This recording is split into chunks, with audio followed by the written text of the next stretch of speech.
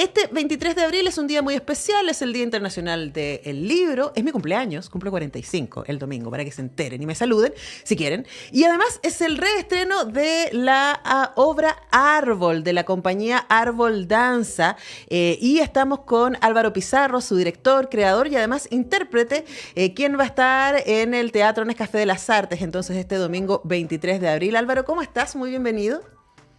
Hola, ¿cómo estás? Bien, bien, gracias. Bueno, gracias por acompañarnos y contarnos respecto a esta obra que desde el 2018 ha estado encontrándose con distintos escenarios y con distintas audiencias. Fue parte del tercer Festival Internacional de Butó, luego estuvo en el Festival de Danza de Pichilemu, en la temporada en Teatro Camilo Enríquez, en el Museo de la Memoria, en el Día Nacional del Teatro, en las fiestas interdisciplinarias del 2019, en el Festival Internacional Santiago Amil, también en México, en Alemania, en Costa Rica. ¿Y qué crees tú, Álvaro, que ha hecho que Árbol pueda seguir encontrándose con audiencias y constantemente generar este diálogo a través de la poesía y de la danza y que nos invita a reflexionar sobre también nuestro lugar en el mundo y nuestra relación con la naturaleza? ¿Qué hay ahí que sientes que vale la pena seguir mostrándola y seguir encontrándose con distintos públicos? Bueno, pienso que justamente lo que mencionas, creo que la temática medioambiental es una temática universal que nos impacta a todas y a todos. Y también el lenguaje que utiliza la obra, al ser una obra de danza y el lenguaje del cuerpo también, lo hace en un idioma universal. Y es por eso que ha tenido la repercusión que ha tenido y se ha mostrado en los lugares que se ha mostrado porque trasciende idiomas, ¿no? Por eso pienso. Sí. Ahora, también el lenguaje es un lenguaje de resistencia. Estoy pensando, siempre la danza contemporánea lo es y también la poesía, pero el butó en particular, pensando que el butó se crea en Japón cuando Japón está tomado por Estados Unidos, ¿no? Esto después de que pierden la Segunda Guerra Mundial y Japón se transforma en un espacio que está bajo el control de Estados Unidos, por lo menos en ciertos términos. Y ahí aparece el butó como un lenguaje propio desde la danza para, creo yo, y aquí te lo lanzo más bien como hipótesis y lo desarrollamos, ¿no? Para sostener una identidad tradicional desde lo que son las tradiciones de danza de la isla y al mismo tiempo para poder cruzar el luto, ¿no? Lo terrible. Yo siempre pienso en el arte japonés de los 40 y los 50 como algo tratando de explicarse. O sea, su emperador tuvo que abdicar. Y el emperador no era Mm. solo el emperador, era el sol, era todo lo que iluminaba. Entonces, en un momento de tanta pérdida, aparece el butó como lenguaje. Cuéntanos, ¿cómo lo ves tú y también por qué a ti te parece interesante utilizar ese lenguaje artístico de la danza para comunicar tus mensajes? Sí, bueno, esta danza, como bien dicen, nace justo por guerra de las bombas de Hiroshima y Nagasaki en Japón. Y hay varias tesis al respecto de su origen. Hay otros estudios que dicen también que esta danza nace a partir de los trabajos en los campos de arroz. Hay varias lecturas, hay varios escritos, pero lo más conocido es justamente esto de posguerra y tiene que ver con una alabanza a la muerte, tiene que ver con agarrar esta imagen de las bombas, de los cuerpos mutilados. Es una antidanza, también se le conoce, rompe esta estructura y estas formalidades súper establecidas, trabaja la otra belleza, se le denomina también como la danza de la oscuridad. Entonces tiene varios elementos como súper característicos que con el tiempo y con el mundo contemporáneo naturalmente se han ido liberando también. Antiguamente, por ejemplo, todos los hombres estaban rapados, yo sigo con esa tradición, pero hoy día está mucho más liberado. Hay grandes maestras japonesas que hoy día hacen mucho más mixtura y ya no es solo butó como uno antes lo podía percibir, como un trabajo que uno identificaba rápidamente. Cuando esto llega a Chile en los 90, también es un espacio súper under, la gente que empieza a desarrollar esta danza, súper performático. Nada, pienso que se vincula por ahí, insisto, con este concepto de la alabanza hacia la muerte, ¿no? Trata estos otros temas, los lados oscuros, los lados invisibles. Y en nuestra propuesta está tratado, está trabajado, tiene elementos del butó, por supuesto, muy reconocibles como el maquillaje, como lo que te contaba de estar rasurado, pero yo también en la obra con el equipo que conformamos, que es un equipo súper multidisciplinario, yo vengo del mundo del teatro también, entonces también hay elementos que complementan la estética, la mirada, la propuesta, y no es solo butó tradicional como estamos un poquito más acostumbrados a verlo. Ahora, uno pensaría cómo, me da mucha curiosidad, cómo se mezcla esta tradición de danza, ¿no? Que tiene este contexto tan oscuro como origen y que, como tú dices, abraza esa oscuridad, ¿cierto? En esta lógica de danza a la muerte para hablar de vida. Porque en Árbol Mm. tú nos estás hablando de vida, pero también nos estás hablando de nuestra irresponsabilidad y de cómo hemos sido incapaces de hacernos cargo del planeta que hemos heredado y que deberíamos heredar, ¿no? Y qué condiciones vamos a pasársela a las nuevas generaciones. Cuéntanos por qué escogiste este lenguaje para específicamente hablar de la crisis ecológica. Sí, elegí este lenguaje, bueno, primero porque es un lenguaje que pongo en práctica casi hace 17 años y la gente que practica el butó, aunque suene un poco cliché lo que voy a decir, realmente pasa a ser ya una manera, ¿no? Una manera de desarrollarte, de moverte en tus propuestas.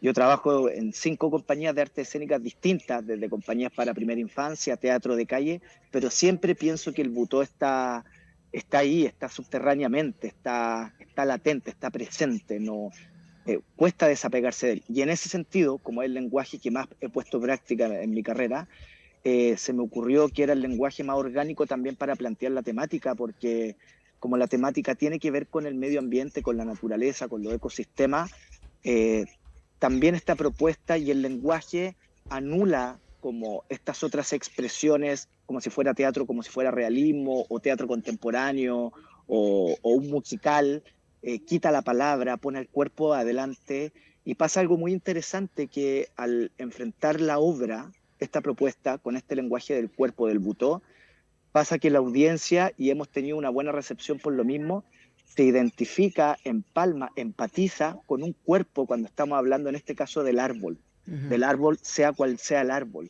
Entonces, la obra que propone un ciclo de vida, desde su nacimiento, su transmutación hasta su muerte, la gente, y me pasa en funciones, y es hermoso, yo escucho los sollozos atrás mío, en la parte hacia el final del trabajo, y es porque empatizan porque hay un cuerpo adelante, un cuerpo que está trabajado, qué sé yo, en esta idea del árbol, de la naturaleza, pero al parecer como personas, como humanidad, no empatizamos cuando vemos la tala, lo que pasa con las forestales, bueno, en fin, ¿no? Ya sabemos todo lo que está ocurriendo, pero nos cuesta, pero cuando vemos un cuerpo al servicio de esa problemática, puesto en el escenario en este caso, se logra una conexión mucho mayor. Por eso el lenguaje, por eso el uso del cuerpo con temáticas que aparentemente no tienen voz o no tienen cuerpo, ¿no? Pero Ujú. tienen vida, que es la Ujú. naturaleza. Ujú.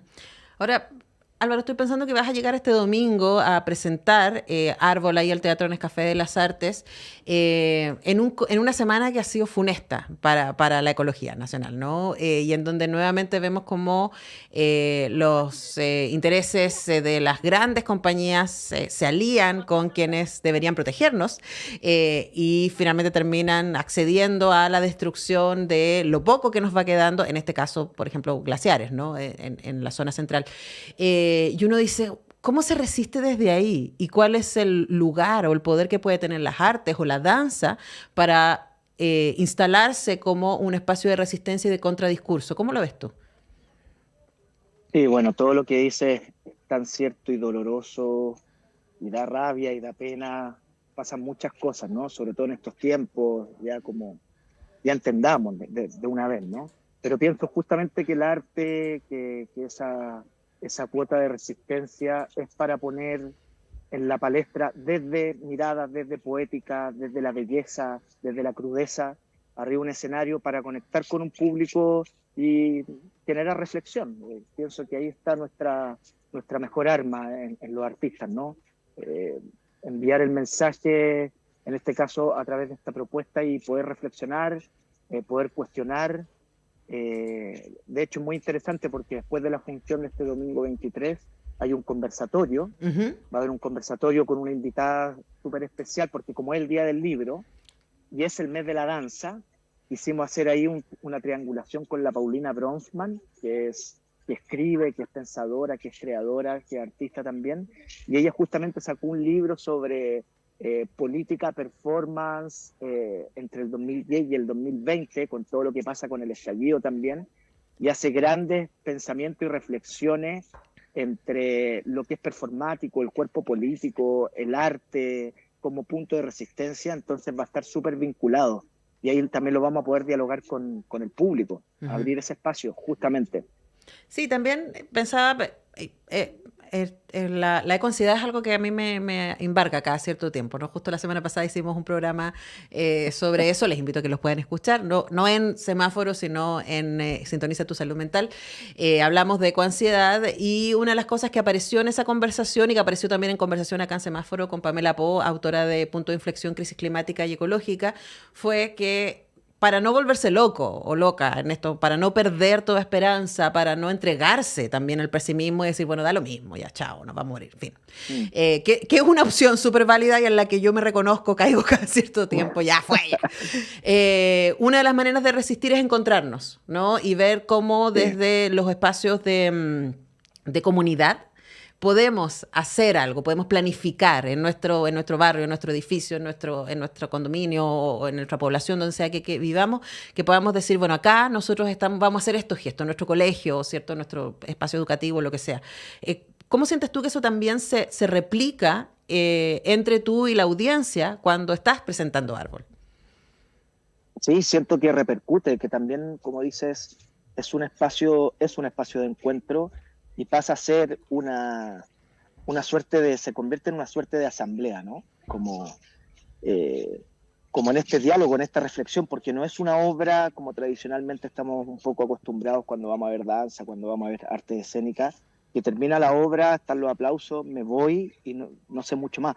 Acá hay un espacio donde la gente incluso testimonea, como que heavy, estaba en mi, como dices tú, en mi población, en mi villa, en mi condominio, como haciendo ciertos gestos, ciertas actitudes que no contribuían y a partir de esto sí quiero generar la instancia y convocar en la reunión del comité del edificio X para tomar ciertas acciones, ¿no? Ujú. Y que son acciones simbólicas también. Son simbólicas, pero son súper importantes porque, como dices tú, más allá de hacer un cambio tan radical en el ecosistema, también cambia mucho las personas y eso cuando lo vamos contaminando saludablemente de boca en boca, como en estos espacios reflexivos, que es el encuentro, que es la apreciación de la experiencia de la obra, más esta reflexión, se genera esta asamblea, se genera esta reunión, se Ujú. genera esta conversación. Sí, así que creo que es una reunión más, ¿no? Ujú. Como la del edificio. Es una reunión activista, Sí. hay que decir, y de resistencia. Absolutamente, claro. Conversamos con Álvaro Pizarro, director e intérprete de la obra El Árbol, Árbol más bien, Árbol sin él, que se Sí. presenta este domingo 23 de abril a las 19 horas en el Teatro Nescafé de las Artes. Las entradas están a la venta y en el mismo Teatro Nescafé de las Artes y también a través de Ticketek. Para cerrar, Álvaro, puede haber mucha gente que nos está escuchando que dice, uy, qué interesante, me parece, pero yo no sé nada de danza contemporánea, menos debutó, ¿qué voy a ir a hacer yo ahí? Entonces, quizás dejar la invitación porque estoy segura que no se necesita tener conocimiento previo para poder disfrutar de lo que y conmoverse con lo que tú presentas este domingo. Sí, sí, no tenemos que tener conocimiento previo. Fantástico que no exista el conocimiento previo. Esta invitación es justamente a experienciar. Es una obra muy emocional, está propuesta desde ese lugar, está propuesta para que ocurran cosas, para modificarnos, no para apagar un poco el intelecto, esta idea del pensamiento cabeza y abrir el espacio físico también, el espacio emocional, es una obra muy poética en ese sentido, así que están todas, todos y todas súper invitadas para asistir, es un teatro precioso además, estamos trabajando hace un montón de rato, la obra para motivarlas cuenta con la interpretación en vivo de la chelista Isidora O'Ryan, que es una tremenda artista compositora que estudió, de hecho, interpretación en cello en la Universidad de Chile. Así que están súper invitados e invitados, no se van a arrepentir. Quedan entradas disponibles. Es el mes de la danza, creo que eso también merece merece un cariño ahí, y va a estar este diálogo en este conversatorio con el Día del Libro, así que es una súper invitación para conmoverse, para repensar cosas. Absolutamente. Entonces les dejamos invitados este domingo 23 de abril a las 19 horas en el Teatro Nescafé de las Artes Árbol. Danza Butó a cargo de Álvaro Pizarro, director e intérprete, con quien hemos estado conversando esta mañana. Muchas gracias, Álvaro, por este tiempo con Radio Universidad de Chile. Muchas gracias a ustedes. Nos vemos. Un abrazo y que te vaya súper bien el domingo. Gracias. Chau, chau. Chao, nosotros dejamos ir a Álvaro y también empezamos a despedir el programa de hoy. Agradecemos a Manuel,